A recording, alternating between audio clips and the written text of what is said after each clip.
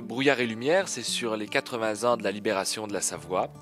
Et donc on est plongé dans un appartement abandonné. La famille qui habitait dans cet appartement a dû partir précipitamment. Il y a encore les valises, le nounours d'un enfant certainement, le piano qui a été recouvert de drap.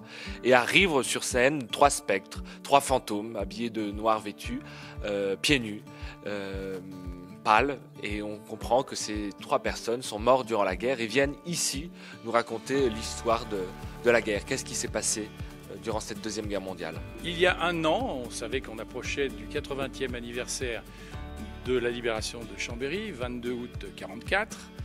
On le produira au Théâtre Charles Dulin le 4 octobre, puisque en août, la population est en vacances, comme ça se passait dans les jours heureux d'ailleurs. Et Jean-Olivier Vieux, qui s'occupe de l'Académie de Savoie, nous a dit si vous nous faisiez un spectacle. Et donc ce spectacle a été aidé avec l'aide du Souvenir français, de la Légion d'honneur et du Mérite national. Le spectacle, en fait, c'est une petite histoire de la Seconde Guerre mondiale qui met en lumière la résistance, avec les musiques de la résistance, les témoignages des résistants. Et bien cette petite histoire, nous la faisons commencer avant la guerre, c'est-à-dire l'été 1939, avec tout ce qui concerne les musiques de cet été-là.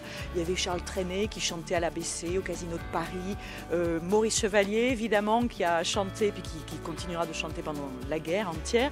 Et puis après, au fil de la guerre, eh bien, vous entendrez des musiques de résistance qui sont nées, qui ont été composées quand le général de Gaulle a lancé son appel à la résistance. Et puis on continue de se balader dans l'histoire, notamment dans les camps de concentration, avec les musiques dans les camps de concentration. Figurez-vous qu'il y avait de la musique, on chantait, il y avait des chœurs, et puis il y avait quelques orchestres aussi dans les camps de concentration. J'ai passé beaucoup de temps à lire des livres, évidemment, à corner des pages, à retenir des passages, des témoignages qui m'ont marqué. Et si je peux vous faire une confidence, je crois que c'est le spectacle qui m'a le plus profondément touchée. Pendant la préparation du spectacle, pour chaque texte choisi, j'ai pleuré, j'ai versé ma larme, parce qu'en effet, ils sont profondément émouvants. Quand on contextualise les choses, on ne peut que être touché. Le spectacle jauge comme ça entre des grands moments de joie, des grands moments de tristesse, et donc il y a un juste équilibre. Il ne faut pas que les gens sortent en étant plombés, quoi. Si les gens sortent déprimés plus que quand ils arrivent, on est mort. Mais là, le but, c'est quand même d'apporter de l'espoir et de la gaieté dans tout ce monde qui est très sombre. Mais le spectacle est très très d'actualité. Quand on regarde tout ce qui se passe autour de nous dans le monde, il y a une phrase d'un des textes que j'ai la chance de dire qui est Nuit et brouillard de Jean Ferrat, il dit « Le sang sèche vite en entrant dans l'histoire ».